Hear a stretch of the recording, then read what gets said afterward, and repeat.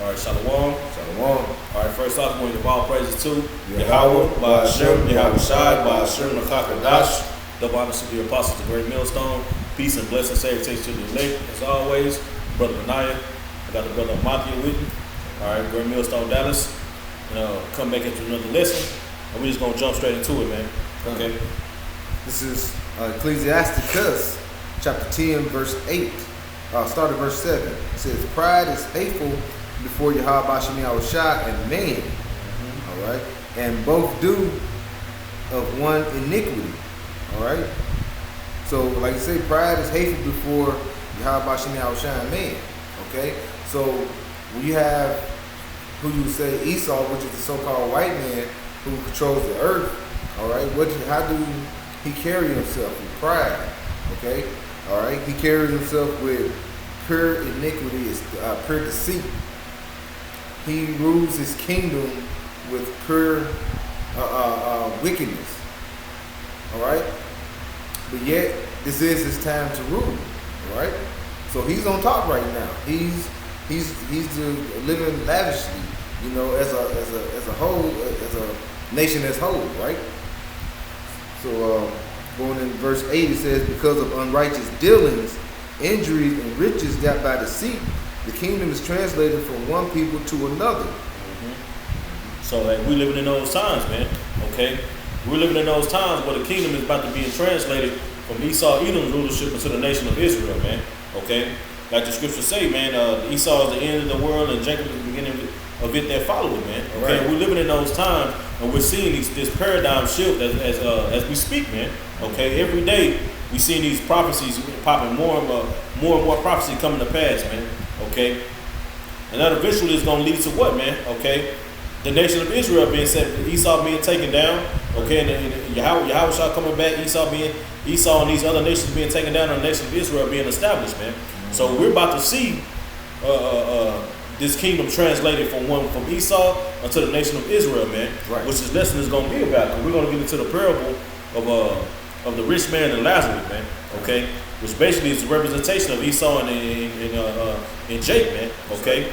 But without further ado, we're gonna got some more on that, bro. I'll come back to that. Okay, come on. Yeah, we can get this in Luke, bro. All right, this is Luke chapter 16, verse 19. It says, there was a certain rich man which was clothed in purple and fine linen, and fared sumptuously every day. Yeah, now who was that rich man talking about? We can go to, that's talking about Esau, Edom, man. To further prove that, we can go into Revelations. Let me grab that right quick. Revelations chapter 18. Okay, come on.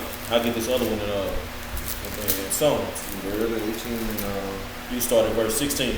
Revelation 18 to 16. Because it said that what? It said that this rich man, certain rich man was clothed with purple and fine linen. Okay? Now pay attention. Okay? And he fared sumptuously, yes, like it every day, man. Which means to live lavishly, man. Okay? But you got it, brother. Come on. Revelation 18 to 16, it says, and saying, alas, alas, that great city that was clothed in fine linen. That was clothed in fine linen, okay. And purple. And purple. And who was that great city talking about? It's talking about the daughter of Babylon, man. Right. Okay. And who will be ruling the daughter of Babylon, man? According to Psalms, what links Babylon to Esau is Psalms 137, man. Right. Okay. Oh, Yahweh Ba'ashem Yahweh Shai. Remember the children of Edom that said, raise it, raise it. Okay. Oh, daughter of Babylon who ought to be destroyed. Okay. So that's linking Esau and the daughter of Babylon together, man. Okay. Right. And then what did it say? Can you read that one more time, brother? It says, verse 16, and saying, alas, alas, that great city that was clothed in fine linen and purple. That great city that was clothed in fine linen and purple. Mm-hmm. That's the same thing that rich man was wearing in the parable of Lazarus, man. Right. Okay. But keep going, bro. And it reads, in scarlet. Okay. Keep going. And decked with gold and precious stones and pearls. All those riches. Keep going, bro. Verse 17. Verse 17, yeah. For in 1 hour so great riches. So great riches, man. Letting you know that tying that into that rich man having those great riches, man. Right. Who fared how you say that word, bro? Sumptuously, man. Every day. Okay. linking that to Esau Edom. But I got one. If you gonna say something? What I was gonna say, we go into like 16. It says that purple, like I said, that's great city, and then you know what I'm saying. That great city is what that whore. Okay, the whore ride upon that beast with that purple on, and that purple symbolizes royalty. So this is basically showing who's in this time is the royalty. It's that great city, and as the priest mentioned, who runs this great city? Esau Edom. As he said, referring to go into Psalms 137. You know, link that up to Edom, right? That's right. But this is Psalm 73, and I'll get straight to the point. Verse 7. It says, "Their eyes stand out with fatness; they have more than hearts could wish." Okay, and we know that this chapter, when you read up, it's talking about Esau Edom, man. Okay, the wicked, you know. And Esau, man, hey, he's that rich man, okay? Because he's living, you know, he has the fatness of the earth, man, okay? He has all that he can want on this side, man, okay? Right. But we can get back to it, brother. This is another way that links up to that James 5, man, okay? How ye rich man, okay? When you jump down in James 5, it say that he lived. Matter of fact, slaughter, bro. No, let me grab that right quick. I don't want to slaughter. I had something James one myself. This is James 5:5. It says, "Ye have lived in pleasure on the earth and been wanton. You have nourished your hearts as in the day of slaughter." Yeah, man. So Esau has lived in pleasure on the earth, man. Right. Okay, that was his blessing. Going back into the blessing that Isaac gave unto him, man. Okay, was the fatness of the earth, man. All right. Right. So he was given something. You know, he's living in it, like you say, the fatness of his time now, the fatness of the earth. This is where he's living, and look what he's done to it. Completely destroyed it. Right. This is going back. This is Luke 19, verse 20. And it says that there was a certain beggar named Lazarus, which was laid at the gate full of sores. Okay, it said there was a certain beggar, okay? And that's talking about you Negroes, Latinos, and Native Americans, man. So-called, man. It's talking about Jakes, okay? And to prove that point, I want to look up that word beggar, man, okay? And when you look it up, it's going to further explain, all right?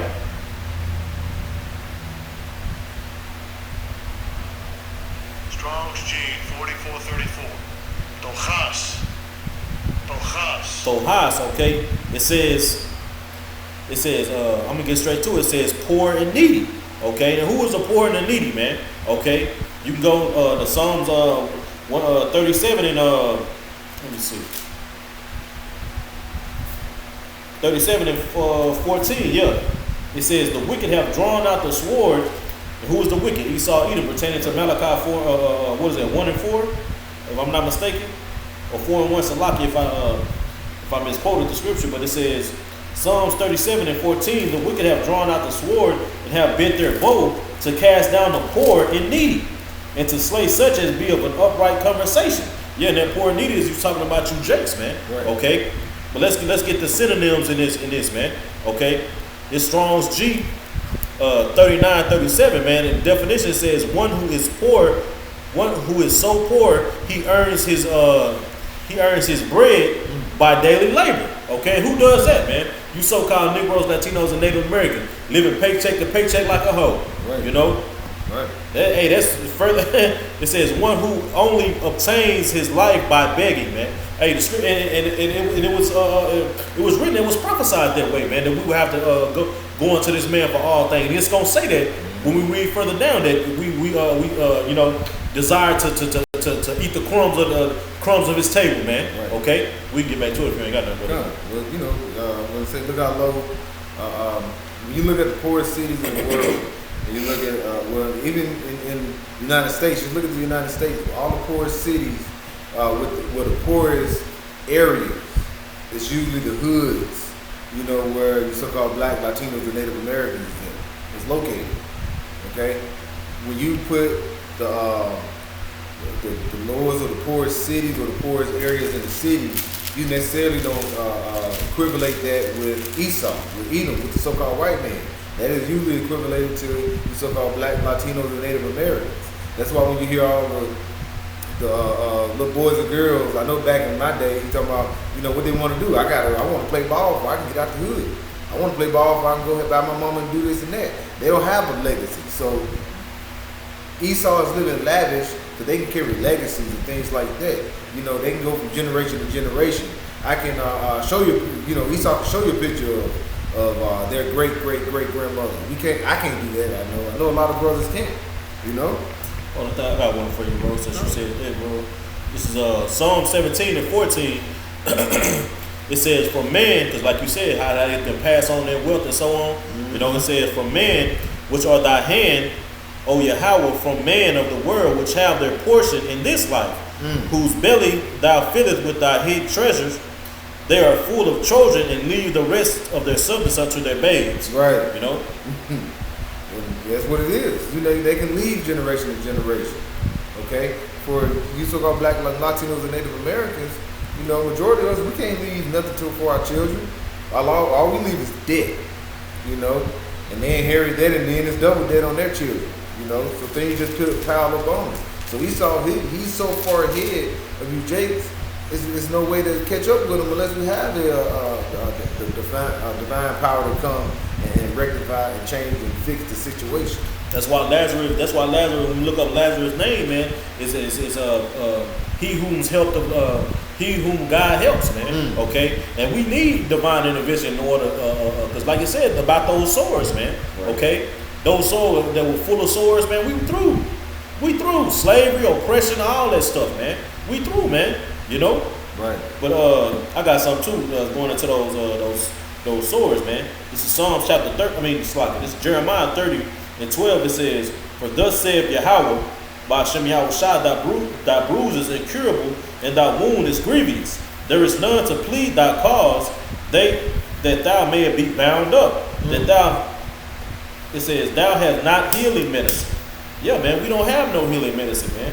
Okay, we're not; those wounds are not going to be healed until Yahweh Shem Yahushua comes back and you know, that divine intervention intervenes, man. Okay, Right. and sets up, and you know, it comes back and saves us, man. Okay. Yeah, and like that's why I said we don't have no healing, but we have something that can comfort us until he returns. You know, these scriptures, okay? And who comes in the volume of the book? Yahweh Shem Yahushua. That's who comes in the volume of the book. All right. So, like I say, we got those swords from slavery, from getting mistreated, getting shot by the police, not getting our day's pay for our day's wages for each day we work. You know what I'm saying? All this is what we've been, the swords. You know. Okay. Let me cut you off. No, you good. I got a little bit more. It's verse 13 or verse 14. It says, "All thy lovers have forgotten thee; they seek thee not." Yeah, so all these lovers, these people, you know, Jake want to love every damn body, man. But like the scriptures say, who have bemoaned thee, man, Right. or who have, you know, basically checked up on us, man. Roughly paraphrasing. Brothers know that scripture, man. Okay. These nations ain't worried about us, man. Right. But they eating off us, man, which is gonna further explain, man. Okay, we can go back to that parable, bro. Come, I'll start back at verse 20 and read on through. This is Luke 16 and 20. "And there was a certain beggar named Lazarus, which was laid at his gate full of sores, and desired to be fed with the crumbs which fell from the rich man's table. Moreover, the dogs came to lick his sores." Yeah, which further, desired to be fed with those crumbs, man. Brother Pugh, like I say, it was prophecy, man. That's showing you right there that he is the head and we are the tail. We, like the scripture saying, Deuteronomy, we have to go unto him for the one of all things, man. Right. Okay? Right. You got something, brother? And those dogs, man. Can you read that part about those dogs, bro? Come. It says, "And desired to be fed with the crumbs which fell from the rich man's table. Yeah. Moreover, Damn tax returns, stimulus checks, you know. Keep going, bro. So, the dogs came and licked his sores." yeah, and who are those dogs representing, man? Okay, it's representing those kings, man. Okay, Right. that also live deliciously with this whore, man. Like it says, we can go back to Revelation, brother. 18, This is Revelations, back in Revelations 18. and you can start at 9, brother. Revelation 18 and 9. It says, "And the kings of the earth who have committed fornication, who lived deliciously with her, shall bewail her. Yeah, they live and that's the point, man. They live deliciously with her, man. Okay, because then those dogs, hey, man, if an animal can lick a wound, man, and survive off just by licking that wound, man. Right. Okay, can get his fill off that, and we seeing that. How these nations are licking the stores of Israel by how our people don't even have their own stores in our own community, man. Okay, right. Esau said, either Esau or either Ishmael corner stores, or you got Moab got the chicken spots, man. Right. Okay, got the damn hair store. Our people don't have none. These people, hey, they eating off us, man. Okay, even the dogs, man. Even our Lord called these heathen dogs, man. Right. Like he said, these dogs, he called them damn Romans dogs, man. These dogs can pass me about, man. Okay, so hey, man, these heathens are eating off us, man. You know. Real quick, man. Okay, you got it. Psalms 83, verse 2. It says, "For lo, thy enemies may take a tumult, and they that have hate thee have lifted up the head." Yep, sold our people into slavery as well, man. Okay. There was a lot of the other nations that received some riches off, like I say, selling us to Esau, all right, to the Grecians, all right. That's who they received it, all right. So these other nations, they did receive something. That's why they raised their head up. That's why they licked our wound. They were getting things back from the backs of you so-called Black, Latinos, and Native Americans, you Israelites. That's right, bro. And back in that it says, they have taken crafty counsel against our people and consulted against the hidden ones. They have said, come and let us cut them off from being a nation, that the name of Israel may be no more in remembrance. Yeah, and you tie that to Revelation 11, how they send gifts and make merry and send gifts one to another because our dead bodies, man. Mm-hmm. You know, just making all kind of money off Jake, man. Okay, if you got something else, bro, if you don't, we get back to that. Luke. Yeah. This is Luke 8:16 verse 22. It says, "And it came to pass that the beggar died, and he was carried by the angels into Abraham's bosom. Mm-hmm. And the rich man also died and was buried." Yep, he was breathing. Hey, he's been. Esau's gonna be brought low, man. Okay, he's gonna go down to that grave like the scriptures tell us, man. Okay, and hey, they say Lazarus was carried off into Abraham's bosom, man. Okay, right. So that means keep going. Matter of fact, keep going, bro. Come. And it says, verse 23. This is Luke 16:23. It says, "And in hell he lifted up his eyes, being in torment, and seeth Abraham afar." Yeah, because verse 22 is that paradigm shift, man. Right. Okay, yeah, let me say that too, man. Verse 22 is that paradigm shift, man. Okay, so you have Lazarus being carried off by that angel, man, and what into Abraham's bosom, which means we're being carried off into those promises, man. Right. What, man? That promises of the kingdom, man, and having that rulership and being joint heirs, man. You know, but keep going and say, go back to verse 23, bro. Come. It says, "And in hell he lifted up his eyes, being in torment, and seeing Abraham afar off." Yeah, so he was seeing us, and now his ass is brought low, man. Right. And he's seeing us in our glory, man. You know, keep going, bro. It says, "And Lazarus in his bosom, and he cried and said, Father Abraham, have mercy on me, and send Lazarus that he may dip the tip of his finger into water." Yeah, you see now he's crying, man. Right, okay, right. Now he's now that shoe on the other foot, man. They're changing places like Eddie Murphy, that Eddie Murphy movie, man. Mm-hmm. Okay, can you read the start over on that one, bro? Come. It says, and he cried. This is back in Luke 16:24.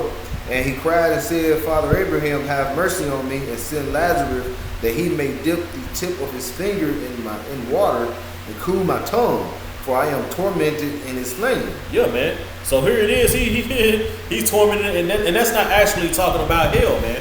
Okay, right. Let me say that as well, man, because these Christians, say this is speaking about hell. No, it's not, man. Okay. What the hell? You ain't gonna be talking if you're on fire, bro. Right. If you engulfed in flames, you're not gonna be talking, bro. You know. And what the hell is a drop of water on the finger gonna do for you, man? God. You know. No, that's talking about because like I said, man, in verse 22, man. Let me see, verse 23. Yeah, he in hell he lifted up his eyes, because we gotta remember, man. we in hell right now. Esau's kingdom, Esau's heaven is our hell, man. Right. Okay, and our heaven is his hell. You know, because he's being tormented by what, man? He that leadeth to captivity shall go into captivity, man. Right. Okay, will pay unto her double, man, like the scriptures say. His ass is getting that. He's getting that judgment. That's okay, right. and on top of that, he's asking for mercy. And you're not going to receive mercy, bro. We can read that in James, bro. And you can go into that, if I can say about that, those. You got to see, like you say, the Lord gave through the apostles on down the power and the understanding, so we can understand certain parables and certain dreams and dark sins, to break down. Look at Joseph during the time of when he was in prison, in Egypt. With the wine, the person that make the wine, and the baker. The baker said what? They told him their dream. One of his dreams was, hey, basically he saw birds and they were picking all on some, and he told him, hey, basically you gonna get hung. And he gave him the day and everything, so he interpreted. It was everything had a representation into the dream. Same as Daniel, same as going into this.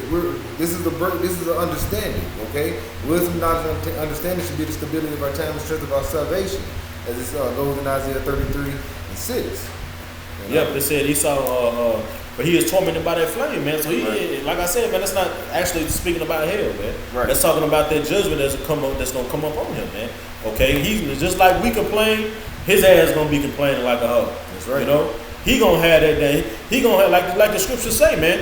The Most High is gonna put all those curses upon our enemies, man. Okay, so now that nigga gonna have baby mama drama, man. Right. His women is gonna despise him, man. They ain't gonna want to be around. Esau ain't gonna be shit in the kingdom, man. Right. All those curses that we are under are gonna be up under Esau in the kingdom, man. Plus he getting that double. Plus he getting that judgment for what he did, man. Mm-hmm. Okay, you keep on rolling. Come. This is James chapter 2, verse 13. It says, Well, matter of fact, read 25 and then we go there, James, bro. come. And this is Luke 16:25. It says, Abraham says, son, remember that thou in thy lifetime received thy good things, Yep. and likewise Lazarus evil things. Them curses, okay? You received your good thing. You received that fatness of the earth, Right. and all that on this side, man. Now it's time for that switch, man. Okay, keep going, bro. Come. And it reads, but now he is comforted. Now we are comforted, man, because Right. we in Abraham's bosom. We getting that promise, man. That's right. Okay, keep going. But thou art tormented. Yeah, now your ass is tormented, man. Okay, which like the scripture, like the brother about to pull out in James, man. Abraham told him, look, bro. Shit, bro, you got your hey, what the scriptures say, man? Woe to you that are rich, man, because you got your constellation, man. This was your constellation, Esau. And then, nigga, on top of that, you didn't show us no mercy, man. Did the rich man show Lazarus any mercy while he was standing outside the gates, man, begging for crumbs, man? Right. No. So since you didn't show no mercy, you're not gonna receive any mercy, man. What you got there? James 2:13. And you are the only nation who is not gonna receive mercy out of all the nations in the scriptures, man. Okay. That's for repentance. You got it, brother. James 2:13 it says, for he shall have judgment without mercy that has showed no mercy. Yep. And mercy rejoiceth against judgment. So you gonna have judgment without mercy, man. That's why the nigga was begging and crying and saying he's tormented by those flames, man. Right. So you gonna have judgment without mercy because you showed no mercy, man. Mm-hmm. You were that vessel fit for destruction, man. Got a quick one. You got it, bro. This is Job 25 and 29. And this is kind of like going to the grave. It says, he shall not be rich, neither shall his substance continue. Neither shall he prolong the perfection thereof upon the earth.